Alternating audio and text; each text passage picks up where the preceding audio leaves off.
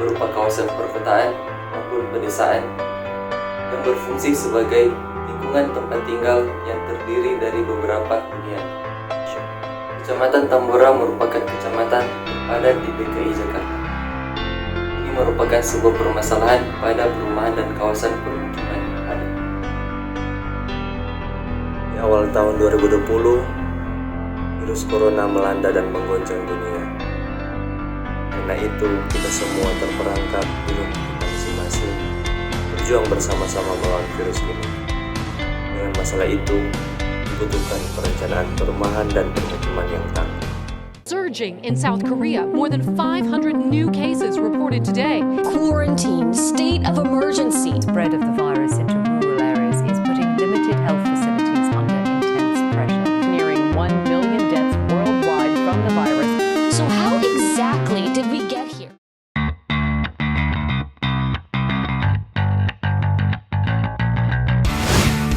Saya Rodrigo Hendrik Lealu. Saya Betus Wijanto. Saya Diri Kusuma. Saya Brani Biasa. Saya Vanessa Barori. Dan saya Joshua Jericho Pongo.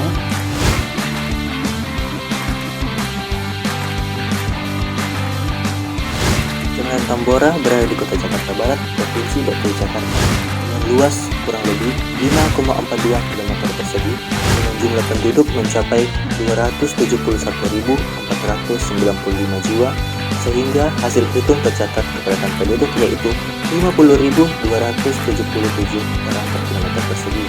Dengan itu, Kecamatan Tambora menjadi kecamatan terpadat se-Asia Tenggara. Banyak masalah dapat terjadi dengan kondisi permukiman kumuh ini, seperti legalitas tanah, status kepemilikan bangunan, frekuensi kebencanaan, tingkat kepadatan bangunan, pelayanan air bersih, dan masih banyak lagi. Ditambah lagi, penyakit yang melanda dunia yaitu COVID-19. Tentu saja sangat berpengaruh pada kondisi permukiman, terlebih pada permukiman kumuh. Kelompok kami telah melakukan beberapa analisis untuk Kecamatan Tambora, khususnya pada kelurahan Hanya dan Terkondisi, berdasarkan standar nasional Indonesia tentang tata cara perencanaan lingkungan perumahan. Seperti proyeksi kependudukan di Kelurahan Kalianyar dan Jembatan Besi, analisis backlog dengan hasil perhitungan kebutuhan rumah saat ini dan juga kebutuhan rumah yang akan datang. Jaringan jalan yaitu perlu pelebaran jalan sekitar 1 meter dan penambahan luas trotoar sebesar 1 meter. Jaringan drainase rata-rata sudah terpenuhi namun perlu adanya pengontrolan. Untuk jaringan air bersih, yaitu jumlah kebutuhan air bersih yang akan digunakan setiap hari. Untuk kebutuhan energi listrik adalah sebagai berikut. Jaringan telekomunikasi untuk kedua kelurahan sudah terjangkau. Sarana pendidikan perlu penambahan beberapa TK, SD, SMP, dan SMA di kedua kelurahan.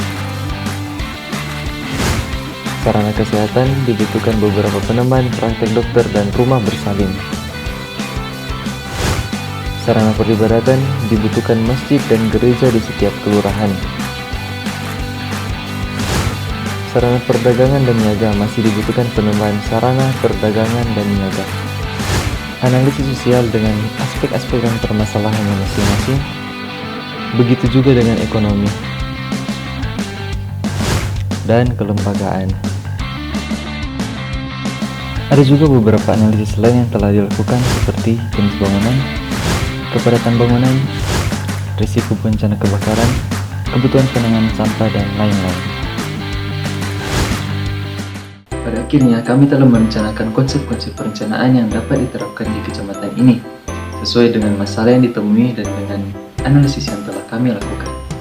Yang pertama, pengembangan konsep kawasan perumahan vertikal yang tersedia kawasan hijau, yaitu vertical garden, yang dimanfaatkan sebagai solusi untuk mengatasi terbatasnya ruang terbuka hijau pada perkotaan.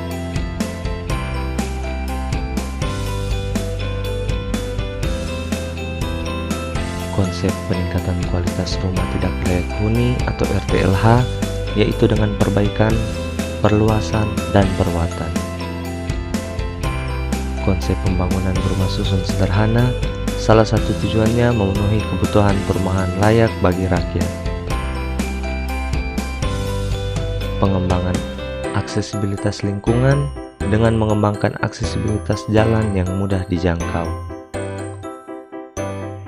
Pengembangan jaringan drainase dengan konsep pengembangan sistem drainase berkelanjutan seperti sumur resapan. Pelayanan air minum dan bersih dengan sistem Arsinum atau air siap minum yang manfaatnya mengolah air hujan menjadi air bersih dan dapat diminum. Pengolahan air limbah atau sanitasi dengan sistem SPA-LDS dan SPA-LDT. Pengolahan persampahan, proteksi kebakaran dengan penyediaan 3 jenis hidran pemadam kebakaran. Pengembangan konsep jaringan jalan dengan melihat 3 aspek yaitu sosial, ekonomi, dan lingkungan. Pengembangan konsep jaringan telekomunikasi dengan meningkatkan kualitas dan penambahan fasilitas serta pemeliharaannya.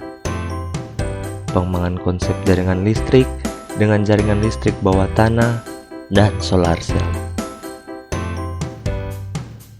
Dan yang terakhir, konsep dan rencana tangguh COVID-19, yaitu inovasi stabilisasi ekonomi daerah di tengah penanganan COVID-19 menuju adaptasi kebiasaan baru. Pengembangan kuliner-kuliner lokal, hunian bertingkat tinggi dengan pembatasan jarak interaksi sosial, konsep ventilasi dan pencahayaan pasif sistem atau alami, konsep lingkungan hunian higienis atau wastafel pedal dan lift pedal.